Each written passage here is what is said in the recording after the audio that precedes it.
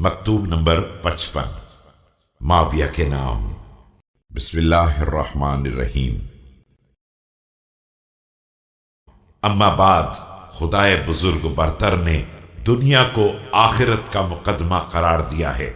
اور اسے آزمائش کا ذریعہ بنایا ہے تاکہ یہ واضح ہو جائے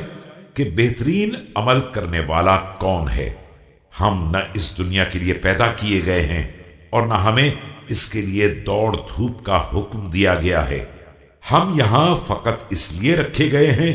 کہ ہمارا امتحان لیا جائے، اور اللہ نے تمہارے ذریعے ہمارا اور ہمارے ذریعے تمہارا امتحان لے لیا ہے، اور ایک کو دوسرے پر حجت قرار دے دیا ہے، لیکن تم نے تعبیر قرآن کا سہارا لے کر دنیا پر دھاوا بول دیا اور مجھ سے ایسے جرم کا محاسبہ کر دیا جس کا نہ میرے ہاتھ سے کوئی تعلق تھا اور نہ زبان سے،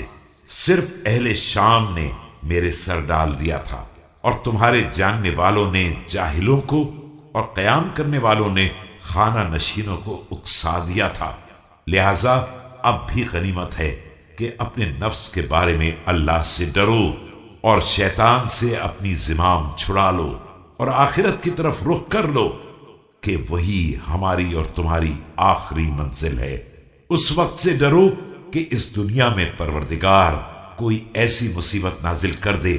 کہ اصل بھی ختم ہو جائے اور نسل کا بھی خاتمہ ہو جائے۔ میں پروردگار کی ایسی قسم کھا کر کہتا ہوں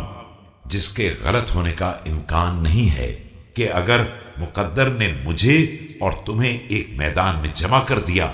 تو میں اس وقت تک میدان نہ چھوڑوں گا جب تک میرے اور تمہارے درمیان فیصلہ نہ ہو جائے۔